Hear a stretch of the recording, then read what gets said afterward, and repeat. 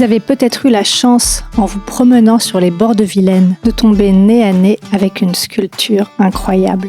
Produite par des artistes venant de partout, ces œuvres ont été réalisées lors de 4 symposiums de sculpture entre 2021 et 2025.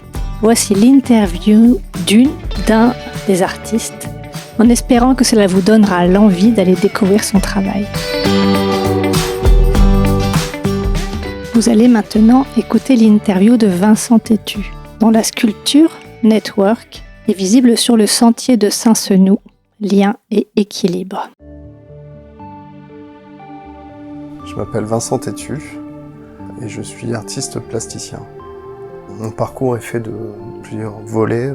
Je suis pas né artiste. Je suis devenu artiste, chemin faisant. J'ai grandi dans un milieu familial qui était assez propice à l'expression plastique.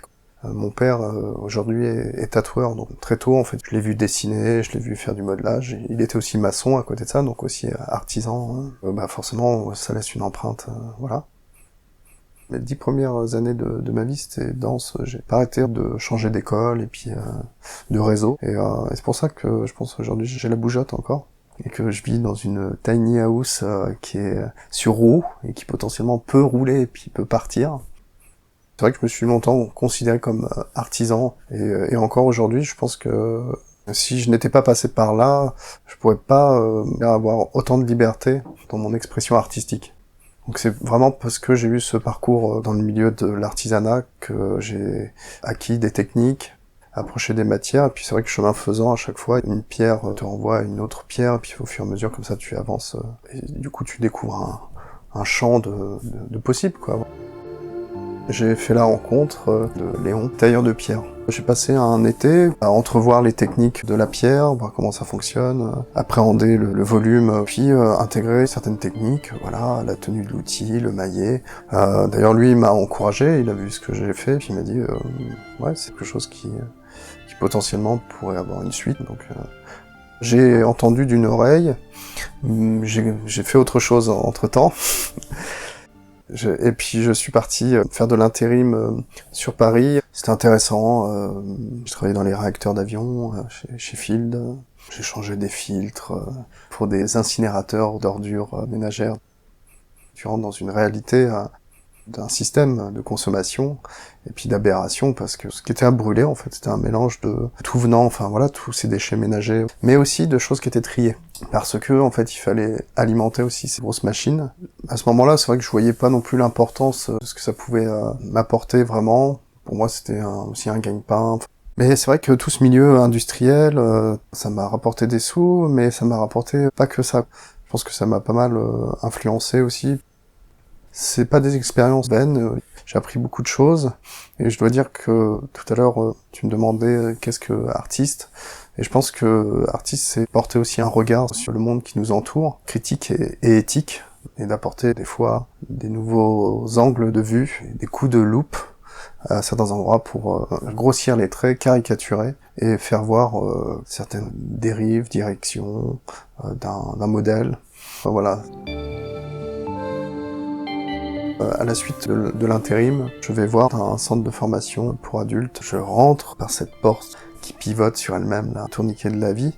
Puis je vais jusqu'à l'accueil et puis je leur explique voilà mon projet, que j'aimerais intégrer une session de taille de pierre, que je suis un jeune motivé, quoi, qui a envie de taper dans le caillou. La personne regarde et puis elle me dit ça sera pas tout de suite parce que la session venait de commencer et du coup il faudrait attendre 6 mois, voilà. Donc j'étais un petit peu déçu. Je commence à prendre ce tourniquet de la vie pour sortir du centre de formation, et puis juste à ce moment-là, elle m'appelle, donc je refais le tour du tourniquet, et puis je reviens la voir, et puis elle me dit, mais par contre, si vous êtes prêt à bouger, vous pouvez intégrer une session qui débute bientôt à Angers. Ni une ni deux, en fait, j'ai fait mon pactage, et puis je suis parti.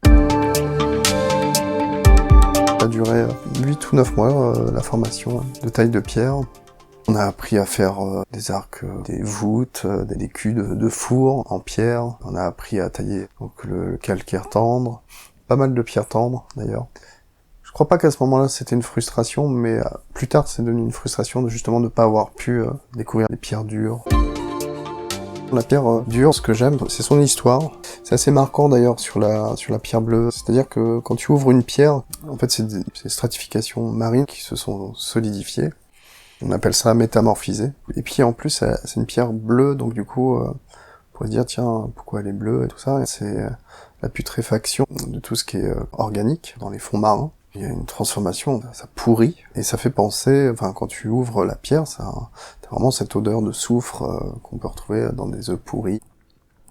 Chaque coup est compté, chaque fois que tu tapes, il y a des émanations comme ça, voilà, d'histoire, des millions d'années de silence, et puis d'un seul coup, ça jaillit de nulle part. Donc il y a quelque chose d'enivrant aussi là-dedans, hein, d'accéder au cœur de cette activité de la Terre géologique. J'ai toujours ressenti ce privilège aussi, de dire voilà, là j'interviens à un moment de l'histoire et je fais jaillir quelque chose de cette pierre. La pierre, elle décide toujours. Il y a vraiment la nécessité d'écouter, d'observer ce qui se passe, le rapport avec la matière, parce que ça réagit.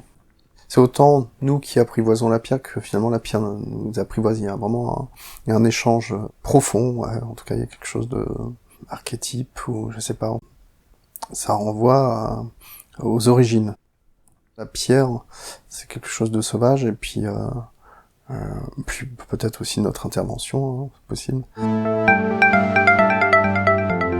Et en 2009, je fais ma première sculpture en bois.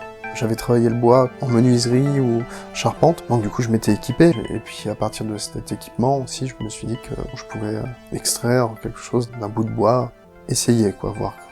Donc j'ai commencé comme on commence en fait, par la base, c'est-à-dire j'ai pas fait trop de bas-relief, mais j'ai commencé très rapidement à la tronçonneuse, faire sortir plus rapidement la forme. Ouais. Moi, je me suis dit que potentiellement, effectivement, une matière tendre comme ça, il y avait la possibilité d'aller peut-être plus vite, et du coup de répondre plus rapidement des envies artistiques, exprimer plus rapidement des choses que j'avais envie de mettre en matière, quoi. Comme beaucoup, j'ai fait des champignons, j'ai fait des animaux, des chouettes. Et en fait, c'est vrai qu'en 2009, c'est une année où il y a eu beaucoup de choses. Hein. Il y a des périodes de la vie comme ça, où c'est des périodes charnières. Tu passes de l'autre côté du versant, et puis ça t'emmène vers autre chose. Et puis, il y a eu cet événement à Forêt Folie, qui m'a permis en fait de faire ma première sculpture en bois, un beau morceau de châtaignier, là, qui fait 2 mètres, qui devait avoir peut-être 100 ans, un truc comme ça.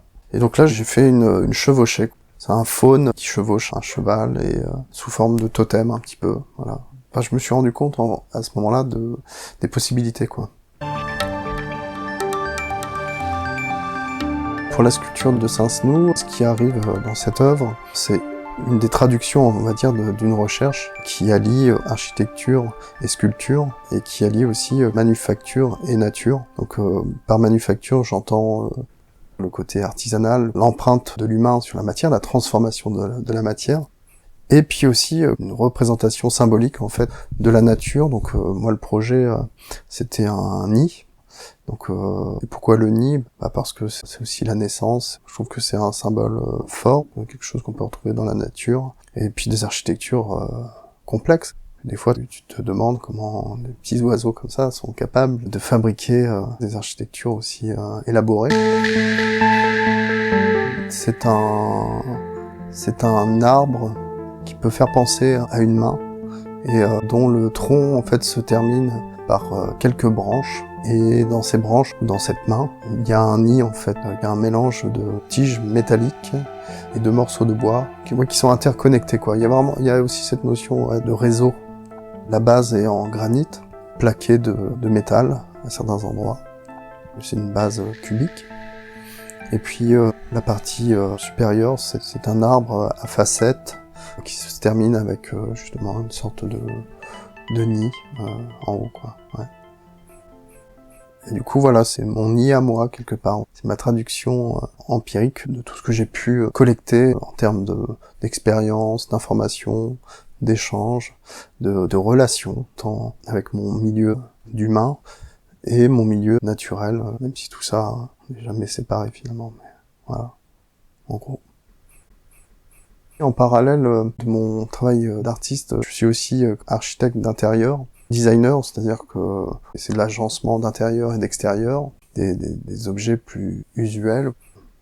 Artisan d'art, j'aime bien parce que justement il y a artisan et puis il y a art dedans. Ça me parle. Après, ce qui manque peut-être là-dedans, c'est la dimension un petit peu plus revendicatrice, poétique, philosophique de l'artistique. C'est pas possible que j'arrête les symposiums parce que c'est tellement enrichissant en termes de rencontres, en termes d'ouverture sur le monde. Moi je les appelle les vacances des sculpteurs. Tu sors de ton quotidien, tu n'es pas dans le contexte familial, tu n'es pas dans le contexte du travail, c'est-à-dire qu'il n'y a pas de compte à gérer, il n'y a pas de devis, il n'y a pas de com, il n'y a pas tout ça. Et tu es là en fait à déguster quoi, parce que finalement, quoi de mieux pour un sculpteur que de sculpter quoi.